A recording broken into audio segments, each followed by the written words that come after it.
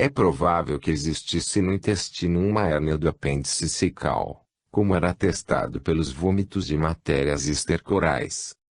O magnetismo, provocando um movimento das fibras nervosas, determinou, certamente, contrações peristálticas que desprenderam o intestino da pressão herniária que o comprimia, o que prova a abundância dos gases e o impulso prodigioso das matérias líquidas que tão fortemente o inquietaram.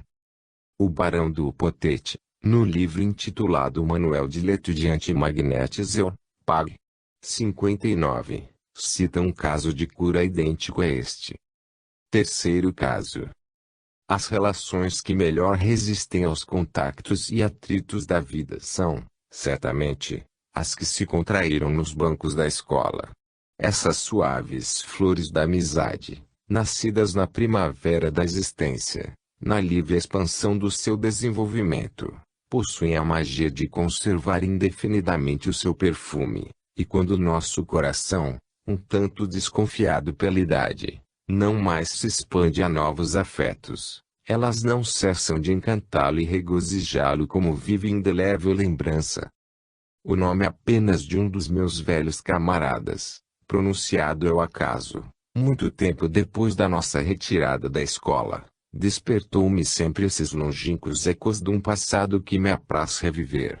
Assim se dá, acredito, com cada um de nós. Dir-se-ia que uma espécie de maçonaria do coração entretém em nós, mesmo à distância, simpáticas lembranças que não poderiam ser enfraquecidas pelo tempo. Dentre os meus velhos camaradas de infância, existe um que habita em Paris, e a quem vejo uma vez ou outra, é o Marquês de V. O senhor de V me é duplamente caro por suas qualidades naturais, que fazem dele ao mesmo tempo um amigo dedicado e o homem mais honesto que conheço. Se a sua modéstia não igualasse a sua bravura, com toda certeza traria hoje, como seu pai, antigo ajudante de campo do rei Luís Felipe, as dragonas de 3 estrelas, mas depois de ter conquistado, durante o ano sangrento, gloriosas feridas nos membros e na face, abandonou prematuramente o exército como coronel, achando-se, ao contrário de muitos outros mais ambiciosos, suficientemente recompensado com a satisfação do dever cumprido. No estado celibatário em que se conservara, consagre os lazeres ao alívio de todos os infortúnios, onde haja um sofrimento moral ou físico a aliviar, temos a certeza de encontrá-lo, levando consolações discretas e pressurosas. A camaradagem é para ele um culto, a cabeceira dos doentes o atrai, e se já não fosse o tipo do mais perfeito fidalgo, não se poderia melhor descrevê-lo senão representando-o como modelo de irmãs de caridade, pois possui tanto a dedicação como a paciente bondade. Uma noite, esse velho amigo, muito triste, veio procurar-me. Ao sentar-se, disse, sem mais detença: conheces bem C, o comandante do regimento de caçadores, que faz a guarnição de Rambouillet? Pois bem, esse infeliz está à morte. C, como se adivinha, era um dos nossos camaradas, com o qual tínhamos feito todo o curso da escola militar de Fleche, na de Saint-Cyr. Éramos unidos pelos laços da mais íntima camaradagem e esta notícia veio entristecer-me, e surpreendi-me tanto mais quanto, pouco tempo antes, tinha recebido notícias de C e julgava de perfeita saúde. C, pelo que me disse o senhor de V, estava doente havia alguns meses, mas não deu importância ao que ele acreditava ser uma simples indisposição devida a um resfriado, a uma coriza mal curada. Quando sobreveio a inspeção geral do seu regimento, a fadiga que suportou nessa ocasião, uma dolorosa decepção que experimentou, invalidaram-no completamente. Guardou o leito com febre, declarando-se uma grave albuminúria. Apesar dos maiores cuidados, a moléstia progrediu rapidamente e, depois de uma conferência de 3 médicos, entre os quais se achava uma notabilidade parisiense, o prognóstico foi fatal. Não havia mais esperança, os rins profundamente lesados não funcionavam, o edema, invadindo os membros inferiores, chegara rapidamente até os pulmões e o coração, ameaçando as próprias fontes de vida. Venho de Rambouillet, disse-me o senhor de V. Estou acabrunhado com o espetáculo que se me apresentou aos meus olhos. A dor daqueles que cercam o nosso pobre amigo é muito grande. Quanto a ele, meio sufocado, dispeneco, sentindo o edema que lhe sobe ao coração e o afoga, luta passo a passo contra a morte, admirando-se da impotência da medicina, não compreendendo como seja impossível encontrar remédio para o seu mal. Quando a moléstia lhe dá um pouco de trégua, revolta-se contra os doutores e a faculdade. Há dias que prender o médico do regimento, por isso que não o curava prontamente. Seria cômico. Coitado. Ontem, em conversa, foi por acaso pronunciado o teu nome. Creio que você conhece as experiências magnéticas a que te entregas há muitos anos, exclamou imediatamente. Sim. Só Bouvier não me deixaria sofrer assim. Tenho a certeza de que se ele aqui estivesse eu ficaria bom. E insistiu vivamente para que eu viesse buscá-lo. Prometi-lhe. Aqui estou. Não acredito, acrescentou o senhor de V, que possas livrá-lo da moléstia. Infelizmente ele está condenado. Mas estou bem certo, como conheço o teu coração, que corresponderás ao desejo de um moribundo e não recusarás ao nosso pobre amigo este último testemunho da tua amizade. Apertei a mão do senhor de V, afirmando-lhe que não se enganava sobre a natureza dos meus sentimentos e combinamos partir no primeiro trem, o qual, no dia seguinte pela manhã, devia deixar-nos em Rambouillet, às 8 horas. Era domingo, eu estava desocupado toda a manhã e prometi seriamente, apesar do prognóstico desesperador que haviam feito sobre o meu velho camarada, utilizar todo o tempo e todos os recursos do magnetismo num supremo e último esforço para salvá-lo. Ao chegarmos a Rambouillet, encontramos-se no seu leito de dor, cercado de travesseiros, ofegante e quase sufocado. Não podia estar pior. Dificilmente deu-nos sinal de vida ao entrarmos, e, quando lhe apertei silenciosamente a mão, aproximando-me do leito, disse-me: Ah, meu amigo, estou perdido. E correspondendo ao meu aperto de mão, uma grossa lágrima rolou-lhe dos olhos, já um tanto mergulhados no vácuo. Não era ocasião azada para longos discursos. Plantei-me à sua cabeceira e, sem preâmbulos, pus-me a magnetizá-lo, estando o pescoço fora do travesseiro para facilitar a respiração, tornava a minha tarefa bastante fácil, pondo ao meu alcance a coluna vertebral e os rins, sobre os quais queria, precisamente, operar. Deste modo, podia fazer insuflações ao longo de todo o eixo cérebro-espinhal, sem obrigar o doente a tomar uma posição nova que o fatigasse. Se os rins não estão inteiramente perdidos, dizia a mim mesmo, tenho probabilidades de despertar a função renal, concentrando toda a minha ação sobre a rede do grande simpático, esse rio poderoso que vai levar a inervação e a vida a todos os gânglios e aos plexos das vísceras. Demais, será o caso tão desesperador como se pretende. A experiência demonstrou, muitas vezes, que não se deve ter confiança absoluta nos juízos firmados pela douta faculdade. Empenhei-me na luta com toda a tenacidade e ardor que me davam a amizade ao velho camarada, o desejo de salvá-lo, a inteira e profunda confiança que tenho no magnetismo. Cerca de meio-dia, o senhor de V e outro dos nossos camaradas, que veio com a esposa saber notícias de C, arrastaram-me, um tanto contra minha vontade, para fora do quarto do doente e levaram-me para o hotel. Efetivamente, era-me necessário um momento de repouso. Almocei com eles muito sumariamente, e, apesar do cepticismo que nutriam, voltei a toda pressa para o meu posto, a recomeçar minhas insuflações, com as quais eu contava mais do que nunca, por isso que uma melhora já se havia manifestado no doente, depois da minha chegada.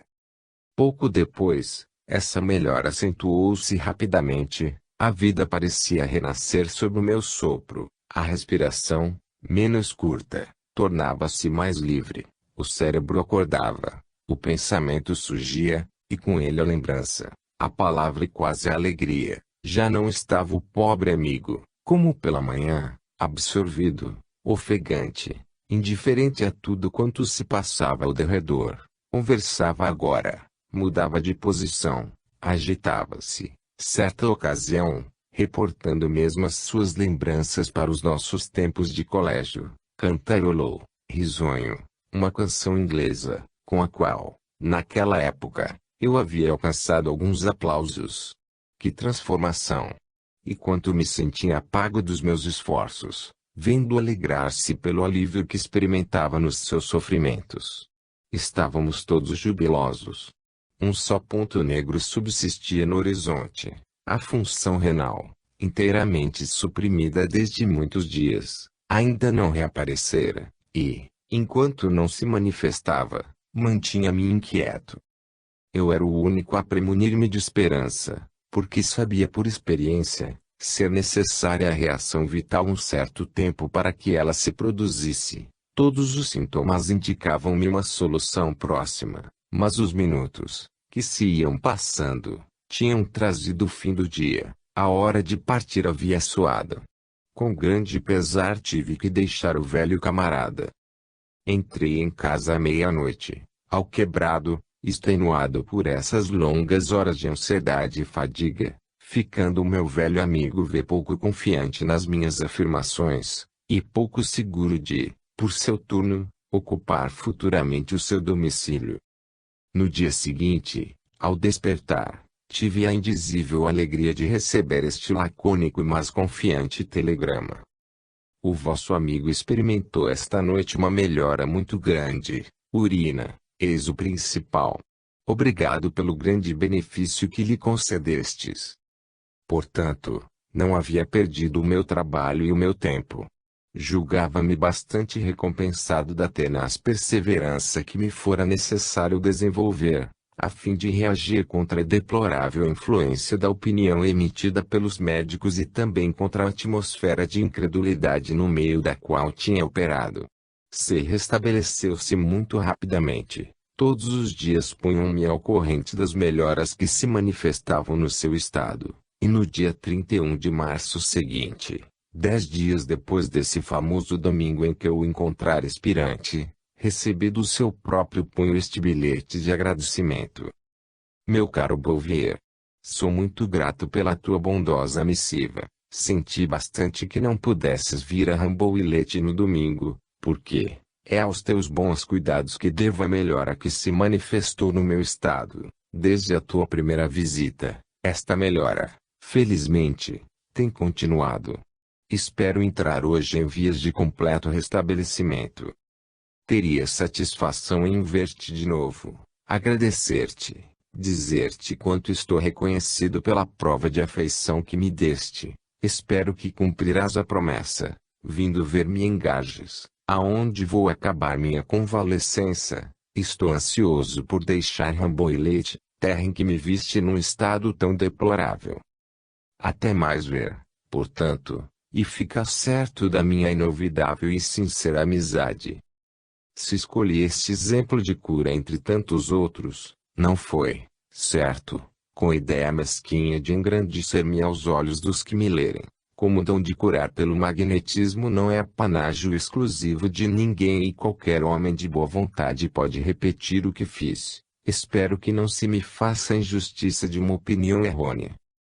Citando este fato, quero simplesmente mostrar que, ao contrário dos decretos da faculdade e nas circunstâncias aparentemente as mais críticas, o desejo ardente e profundo de aliviar o seu semelhante, revestido de imperturbável tenacidade, pode triunfar de qualquer obstáculo, trazendo inopinadamente a reação vital, e, para a edificação de todos, acrescentarei que, em muitas circunstâncias graves, tenho tido a inestimável fortuna de experiências coroadas de bom êxito, tanto com minha mulher como com meu próprio filho. Capítulo 6. Do sonambulismo. Definição do sonambulismo. Falsa denominação. Classificações arbitrárias. O fenômeno realmente só apresenta três fases distintas. O sonambulismo tem sido mais nocivo do que útil a causa do magnetismo. Opiniões de Lafontaine, Deleuze e Albingalder. Aparências complexas do fenômeno devido à idiosincrasia dos sonâmbulos. Processos para favorecer a eclosão do sonambulismo e fazê-lo cessar.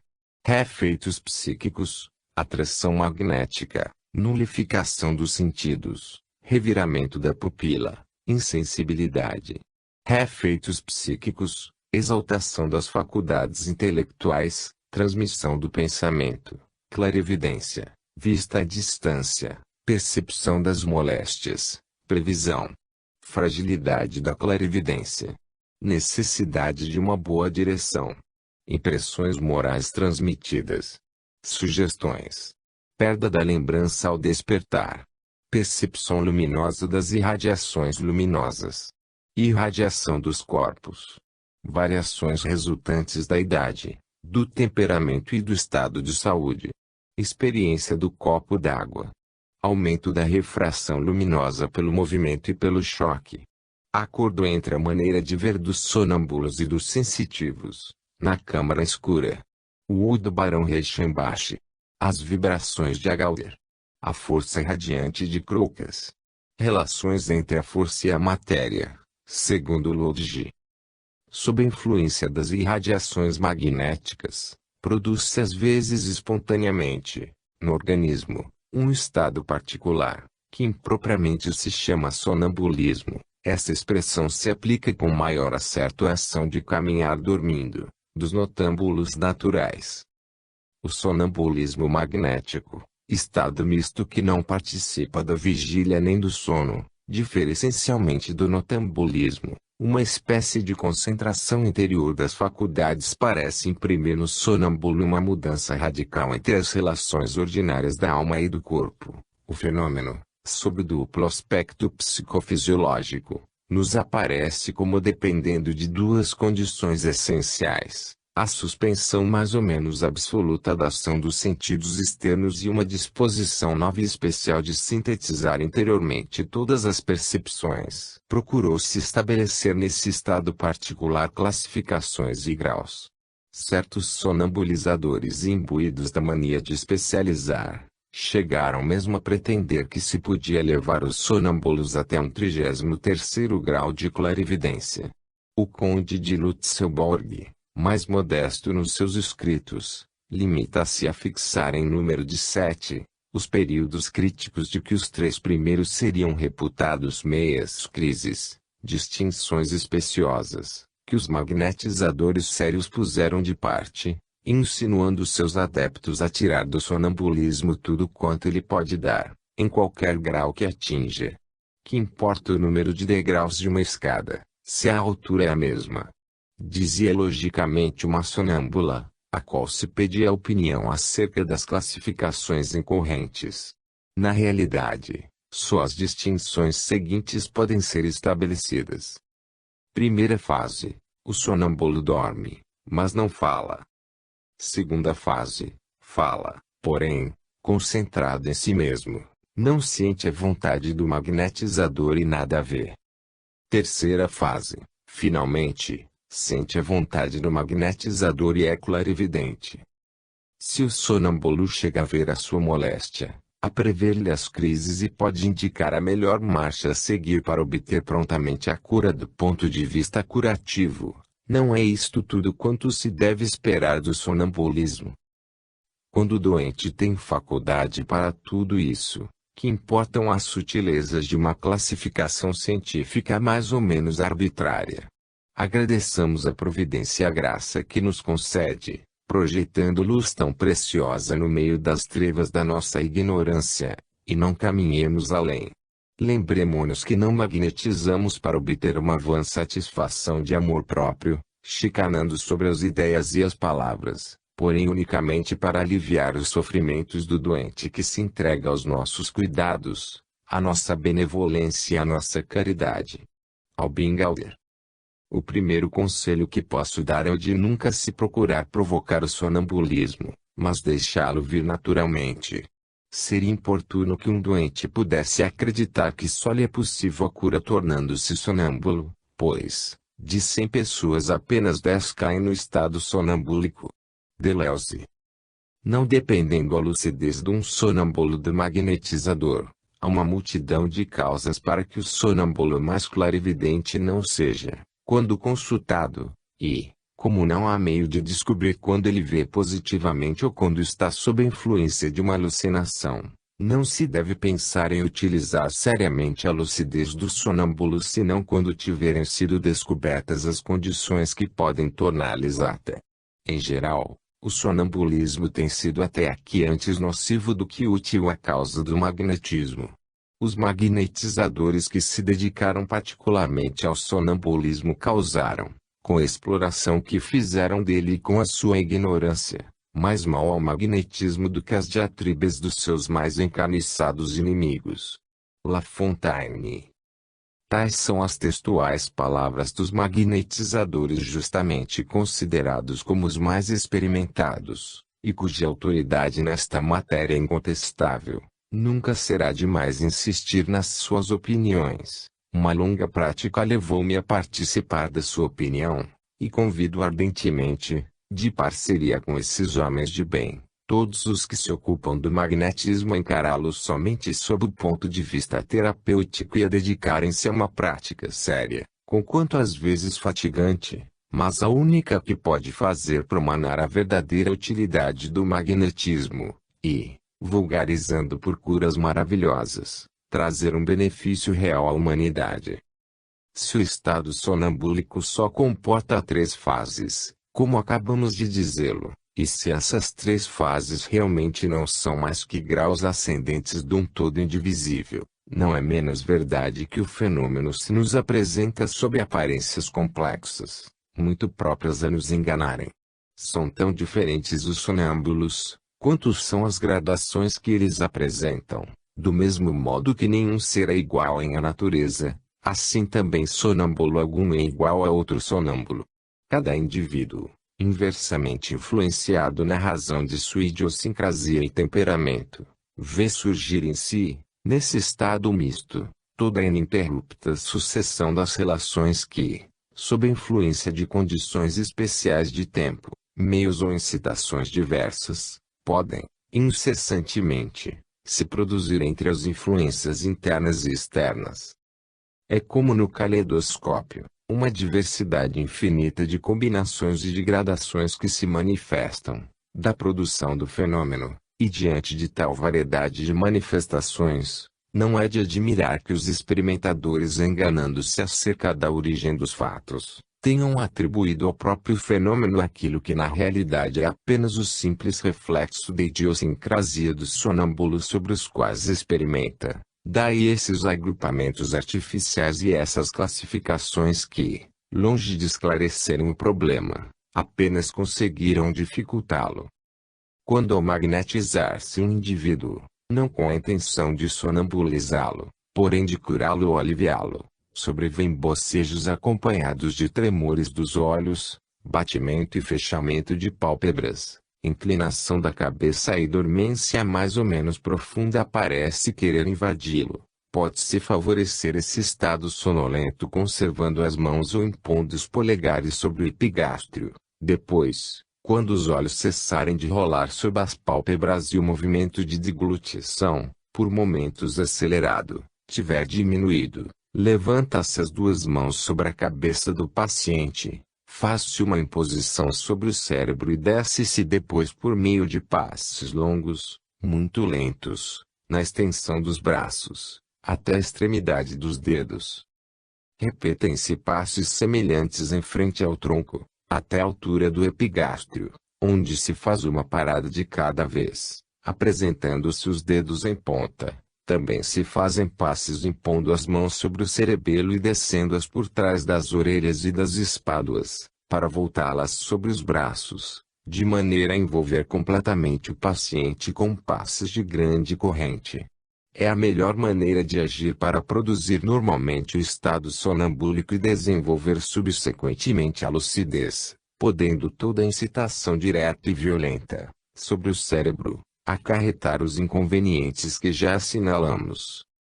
Depois de haver operado desse modo, durante alguns momentos, interrogar-se delicadamente o paciente sobre o seu atual estado. Está dormindo?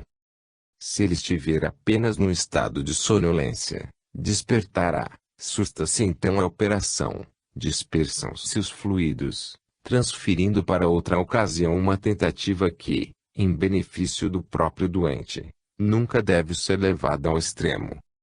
O sono pode ser tão profundo que nenhum barulho, nenhuma sensação venha perturbar o paciente. Interroga-se e ele não responde, toca-se nem sequer pestaneja. Este é o primeiro passo para o estado sonambúlico. Pouco a pouco, esse estado se acentua sob o impulso da ação magnética prolongada. O paciente acaba por perceber o som da voz. Nesse momento, entretanto, não instigueis a falar. É-lhe necessário tempo para habituar-se à sua nova situação. Conservase num torpor, num aniquilamento corporal de que carece e em que se compraz. Daí a poucos instantes, vos responderá por um sinal de cabeça ou de mão, e indicará o momento em que deseja ser despertado. Por vezes, a pergunta, dormis? Toca-o como faísca elétrica e ele responde. É um sinal manifesto de que o paciente se acha em estado sonambúlico completo. Cumpre, então, evitar assoberbá-lo de perguntas. Deve-se ficar limitado a perguntar-lhe como se sente, o que há a fazer em seu benefício e quanto tempo podemos deixá-lo nesse estado. Desperta-se o paciente em seguida, utilizando as dispersões, 3 insuflações frias à distância sobre a testa e os olhos, tocando vivamente os supercílios, desde a sua origem até as têmporas. É importante, após o estado sonambúlico, dispersar bem, a fim de evitar o peso da cabeça e a dormência das pernas, que poderiam persistir. O estado sonambúlico produz, no físico e no moral dos sonâmbulos, perturbações mais ou menos profundas, na razão do seu temperamento e da sua idiosincrasia. Efeitos físicos. Sob o ponto de vista físico verifica-se, geralmente, que o magnetizador se torna senhor dos movimentos voluntários do seu sonâmbulo, falo levantar, baixar ou virar a cabeça, erguer os braços e andar, tudo isto por uma espécie de atração, apresentando a mão do lado para o qual deseja arrastar o membro. Há, porém, sonâmbulos móveis como ímãs, enquanto que outros, pelo contrário, só lentamente obedecem àquelas ações e são quase insensíveis à atração magnética. Em geral, o sonâmbulo não percebe mais as formas, as imagens, os sons, o odor, o sabor, pelos órgãos em que residem essas percepções.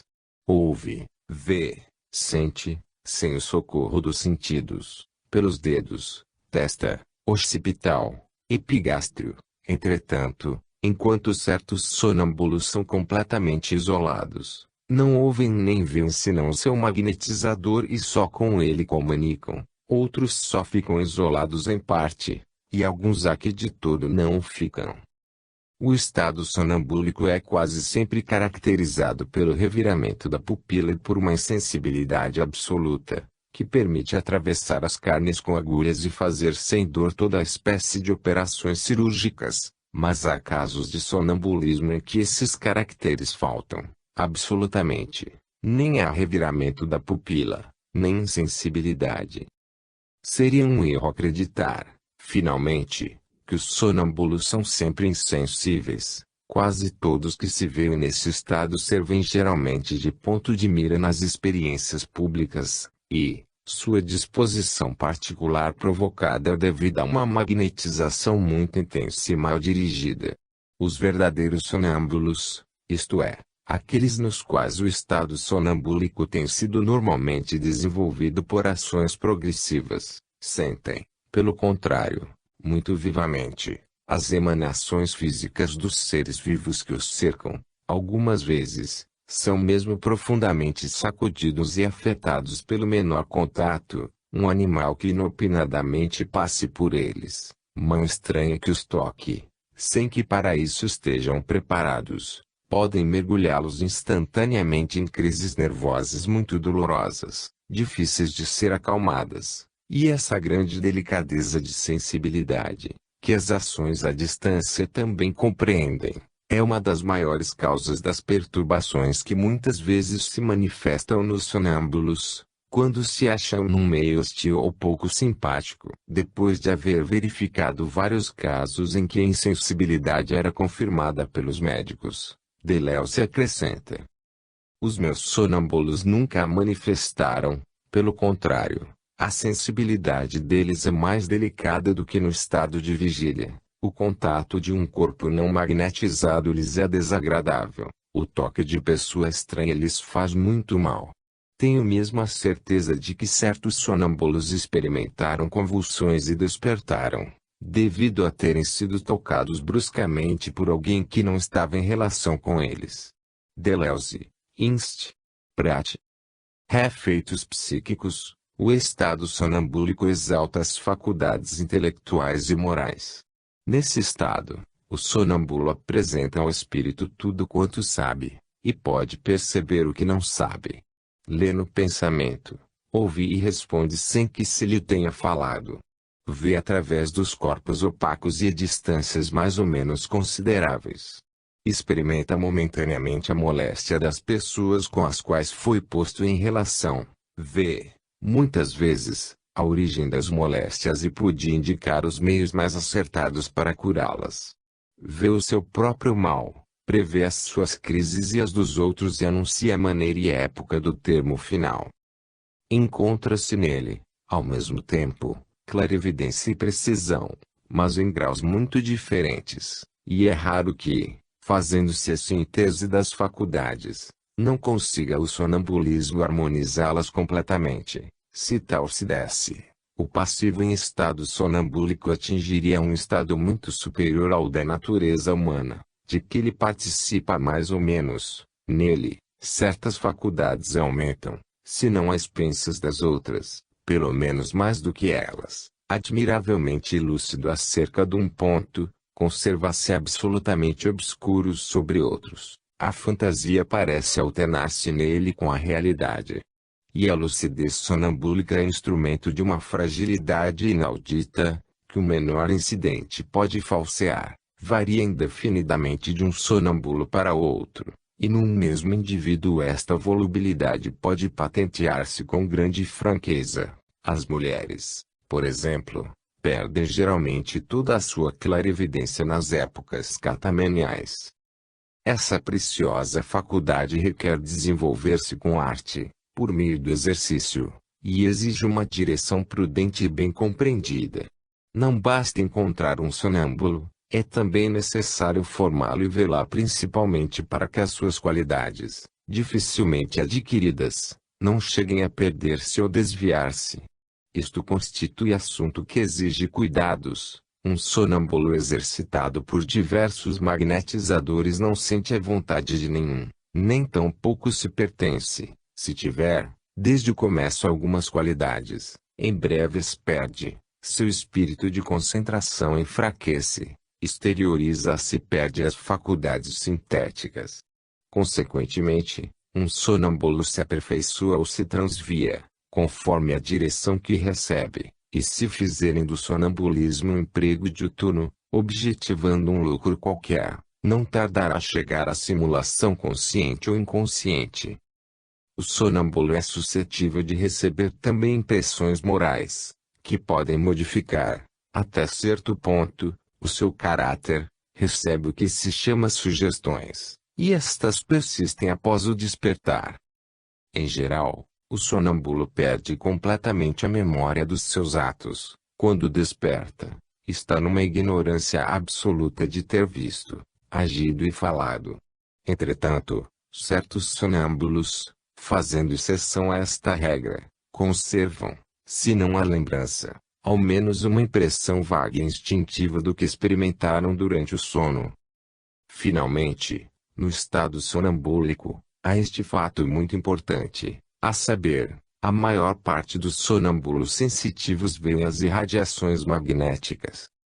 A árvore nervosa com seus centros, verdadeiros acumuladores da força livre, com seus cruzamentos, seus gânglios, seus plexos, suas inúmeras vias que se entrecruzam em todos os sentidos e vão perder-se em filamentos capilares infinitos, na massa de nossos tecidos, aparecem-nos sensitivos como ponto de apoio de uma força essencializada, que corre luminosa, vibrátil, radiante, ao longo de todos esses canais, desenhando um regato de fogo, uma carpintaria ideal, espécie de fosforescência vaporosa, em cujos contornos a matéria obediente parece modelar-se por atração.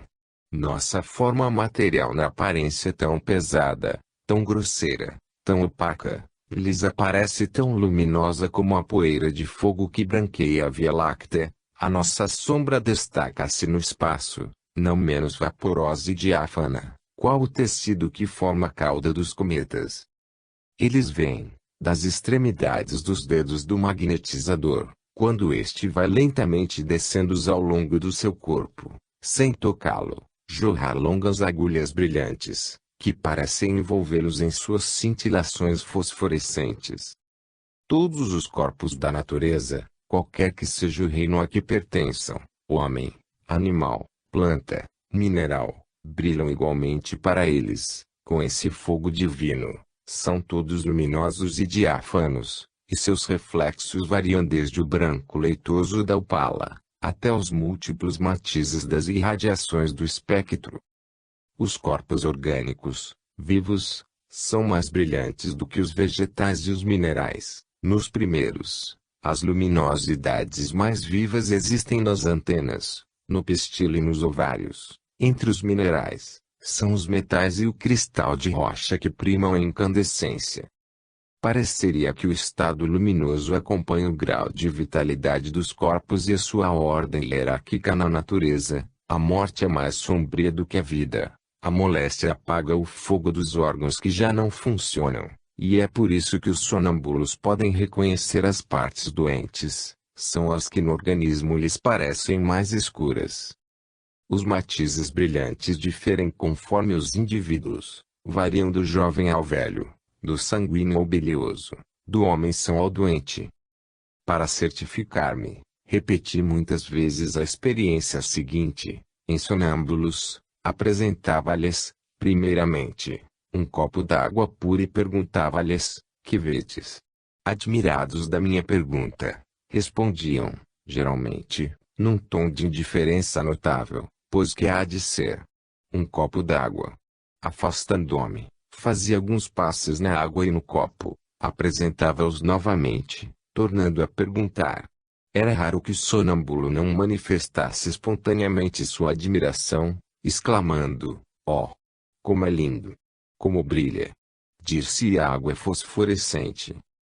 Se, depois, fazia passar o copo às pessoas presentes pedindo-lhes que o magnetizassem cada um por sua vez, o sonâmbulo, chamado a pronunciar-se acerca do estado da água, percebia muito bem outras tantas camadas de matizes diferentes, quantos tinham sido os magnetizadores, como se cada um de nós tivesse armazenado sucessivamente, nessa água, irradiações de qualidades diversas, as quais se haviam superposto sem se confundirem.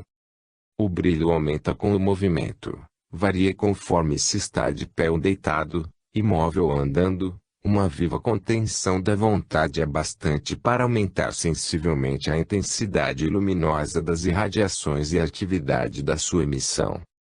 Qualquer choque determina verdadeiras descargas e clarões fulgurantes. Uma campainha, vibrada pelo som, torna-se brilhante. O arco que atrita as cordas de uma rabeca ilumina as cordas, a parte anterior do instrumento, e é tanto mais viva a luz, quanto mais agudo é o som, o que permite dizer que cada som tem, para o indivíduo sonambulizado, a sua cor luminosa. Uma garrafa de champanhe, que se abre, produz uma chuva de fogo colorido, que dá a imagem de um verdadeiro fogo de artifício.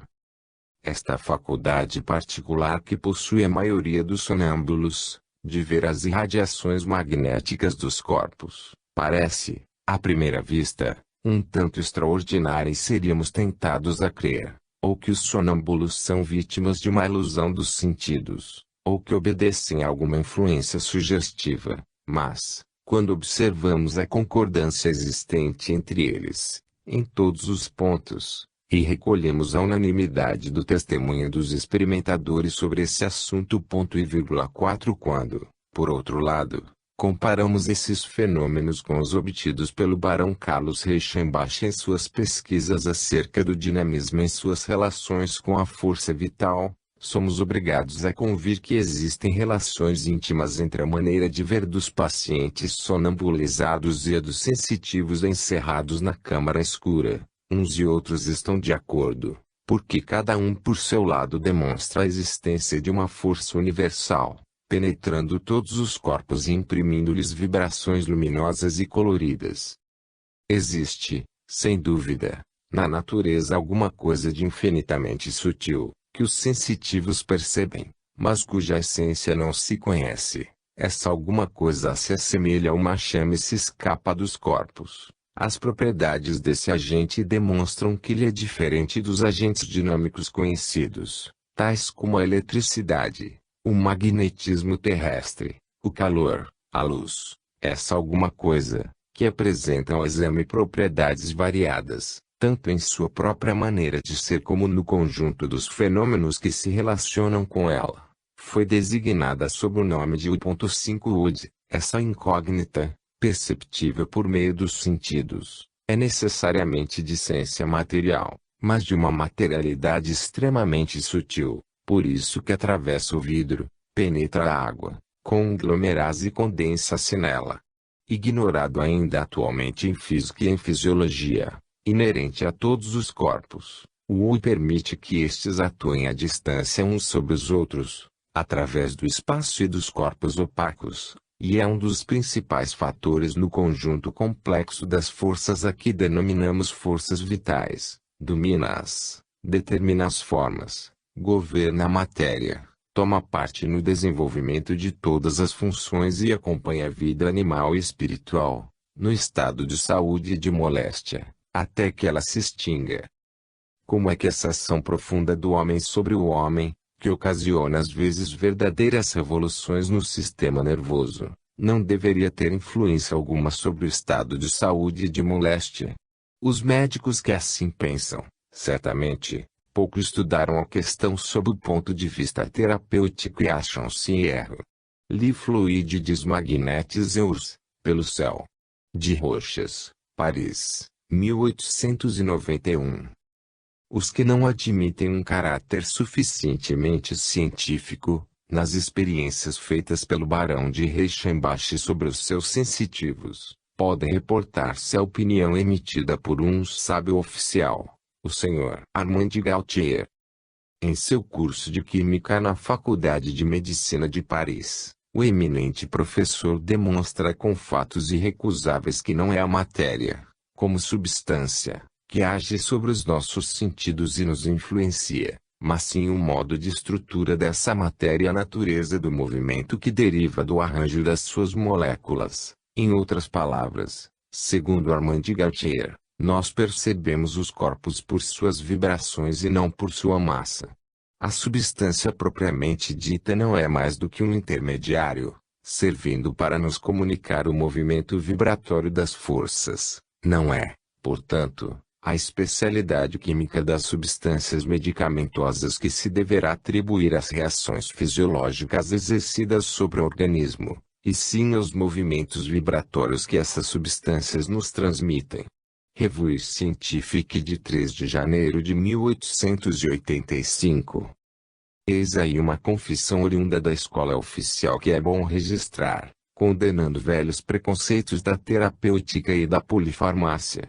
Dá singularmente razão às teorias dinamistas, e particularmente as dos magnetistas, admitindo a emissão vibratória dos corpos, invisível para nós, porém que os sonâmbulos e os sensitivos percebem pela irradiação, no estado particular em que eles se acham.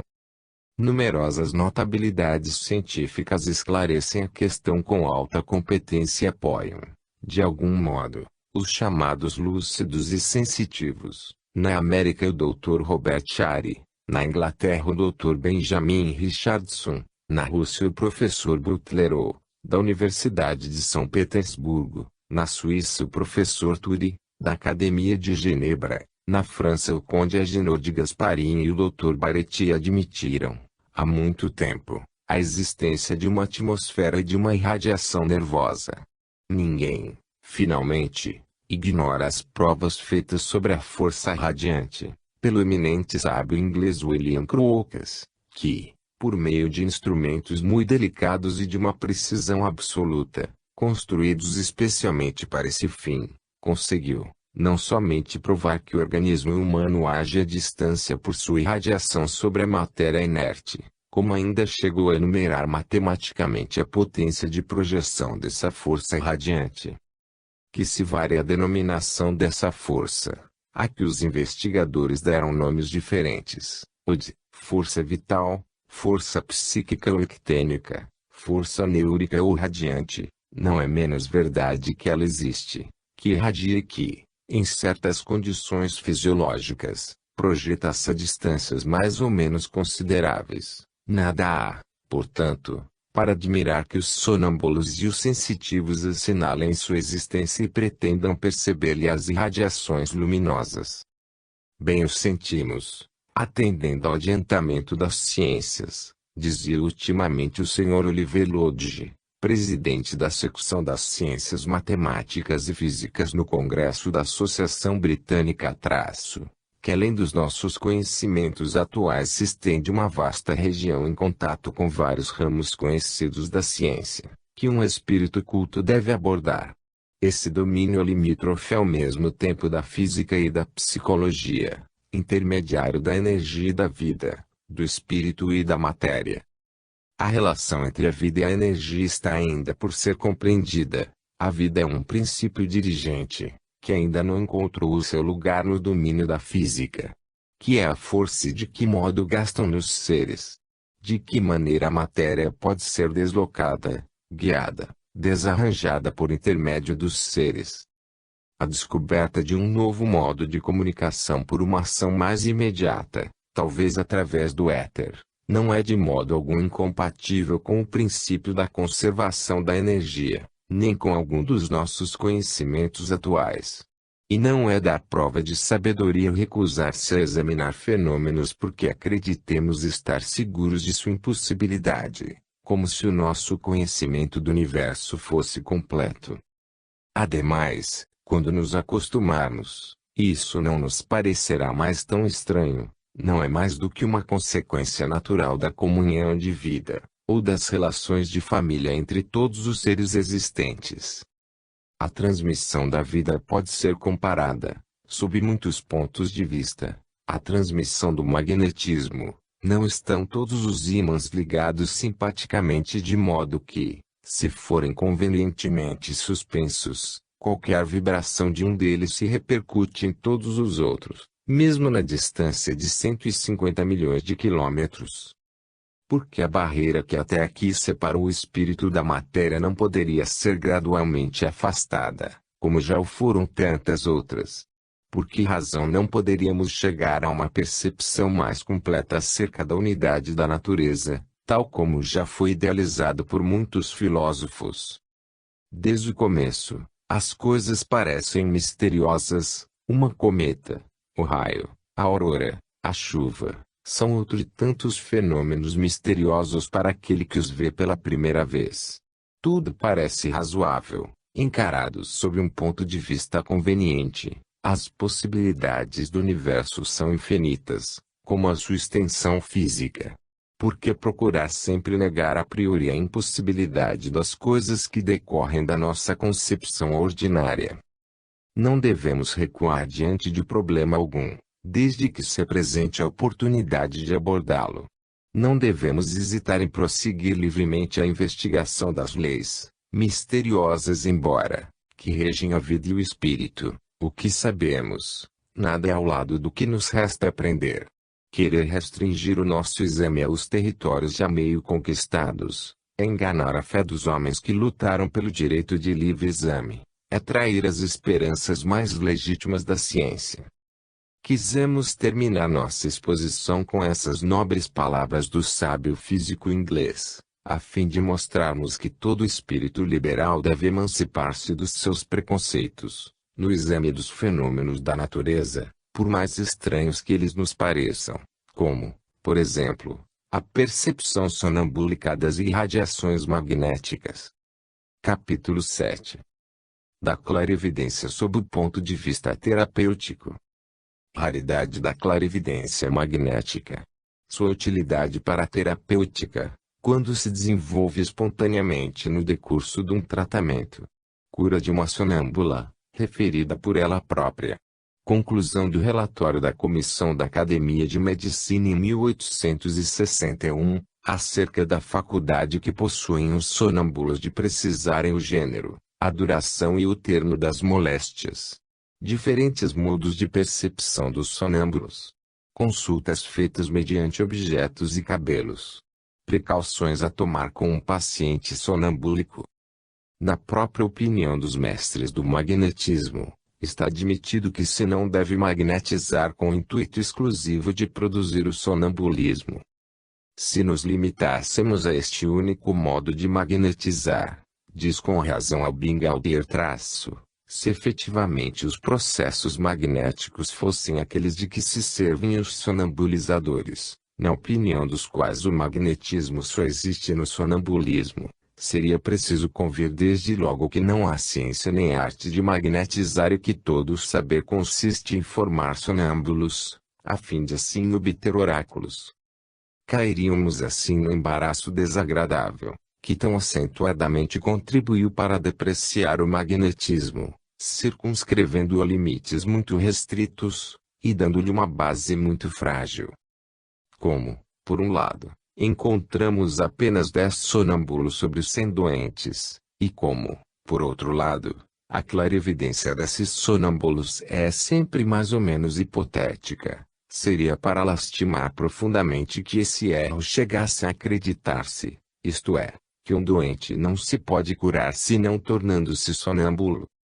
Aceitemos, portanto, o sonambulismo quando ele se apresentar naturalmente de maneira toda espontânea, mas evitemos provocá-lo e principalmente não tratemos, com persistência, de obtê-lo quando tardar a manifestar-se, além de não tirarmos nenhuma vantagem notável, arriscar-nos-íamos a fatigar o doente e fazê-lo piorar. Se é rara a manifestação do sonambulismo, ainda é mais a verdadeira clarividência. Dissemos, no capítulo precedente, qual a extrema fragilidade da lucidez e a pouca confiança que ela merece. Pondo de parte 2 ou 3 exemplos de perfeita lucidez, justificada pela realização dos fatos, nunca tive ocasião, em minha longa experiência magnética, de reunir número suficiente de fatos comprobatórios para afirmar a utilidade prática da clarividência magnética. Pareceu-me impossível tirar seriamente partido desses jactos de lucidez que se manifestavam, com intervalos irregulares, de maneira absolutamente imprevista, e com os quais não se poderia contar, num dado momento, sem incorrer no risco de uma ilusão. Onde a clarividência me parece dever prestar verdadeiros serviços é quando, desenvolvendo-se normalmente no decurso de um tratamento, sem ter sido exigida nem solicitada, se manifesta espontaneamente num doente, como crise natural que devia produzir-se. O doente, nesse estado, julga claramente da natureza do seu mal, da sua origem e da sua causa, dos meios a empregar para combatê-la, vê o interior do seu corpo, os órgãos doentes, prevê, de antemão, a natureza e a época exata das crises pelas quais deverá passar e anuncia todas as peripécias da marcha da moléstia, sua duração e modo de eliminá-la. Os raros videntes que encontrei nunca se enganaram quanto a pontos que diretamente lhes diziam respeito, menos afirmativos e menos clarividentes para os outros. Encontrei-os muitas vezes em contradição com os fatos, quando os consultei por terceiros. A clarividência, manifestando-se a propósito nos casos difíceis, é um grande auxiliar, É certo que o fenômeno produz em duas e no momento oportuno e nas condições exigidas, oferece auxílio poderoso ao magnetizador, para guiá-lo nas crises e certificá-lo da sua terminação. Poderia fornecer vários exemplos da admirável lucidez que se desenvolve, por vezes, nos doentes, no momento mais crítico da moléstia, mas limitar-me-ei a citar aquele que considero mais notável e mais suscetível de dar justa ideia das vantagens que apresenta a clarividência do ponto de vista terapêutico, quando essa clarividência é real, quando se manifesta espontaneamente e é tão só empregada a benefício do doente. Considerando como o único aspecto verdadeiramente sério do magnetismo a sua virtude curadora, preocupei-me sempre em magnetizar para curar, e nunca procurei provocar o sono em meus doentes, nem tampouco a dupla vista, a catalepsia ou a êxtase. Quando casualmente se apresentaram esses fenômenos no decurso das minhas magnetizações, deixei que eles se manifestassem livremente, aproveitando-me, assim, da ocasião para estudá-los, mas evitei cuidadosamente fazer deles uma diversão, como é costume de tantos outros, e procurei utilizar o desenvolvimento desses fenômenos em proveito da cura que me esforçava por produzir. Entre os sonâmbulos que encontrei, houve um cuja notável clarividência não somente me permitiu fazer as mais curiosas experiências de transmissão de pensamento e evidência à distância, como ainda me forneceu meios de ultimar uma das mais interessantes curas. Meu sonâmbulo era uma encantadora jovem de 24 anos, Blanche H. Havia muitos anos ela definhava, sem que pudessem dar um nome à sua moléstia. Tinha consunção geral e os médicos consultados, atribuindo à doença essa coisa vaga, indefinida, que se convinha chamar anemia, prescreveram, como sempre sem resultado, ferro, quinina, óleo de fígado de bacalhau, regime fortificante, etc. Os pais, justamente alarmados ante esse estado de abatimento que nada conseguia vencer, tiveram a feliz ideia de recorrer ao magnetismo.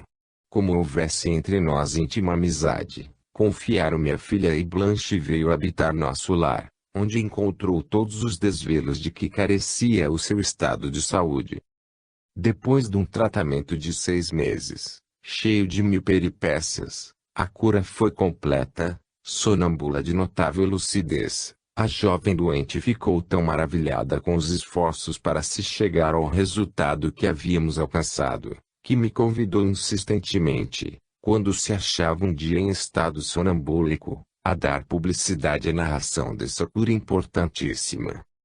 Para referir com todos os pormenores as diferentes fases da moléstia, minha narrativa necessariamente falharia. Por isso que deixei de tomar apontamentos durante o curso do tratamento, exprimi-lhe meu embaraço, porém ela cortou a dificuldade oferecendo-se para fazer o histórico da sua cura, enquanto permanecia em estado sonambúlico.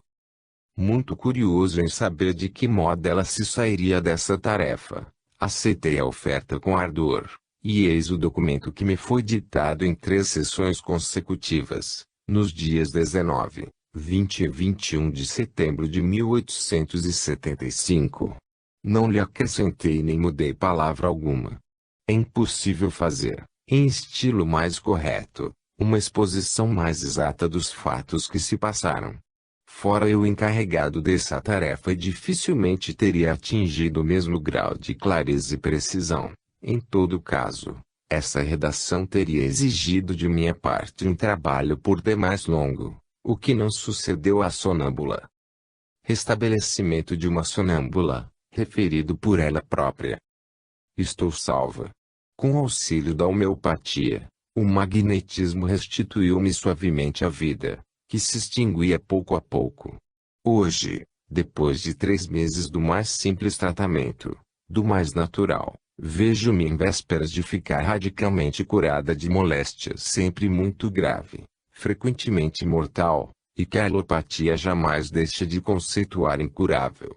Que os ignorantes neguem o magnetismo, que os tolos o ridiculizem, que os que têm interesse em asfixiar esta ciência em seu germe fecundo a chamem magia ou feitiçaria, E nem por isso ela deixará de ter um domínio brilhante e universal.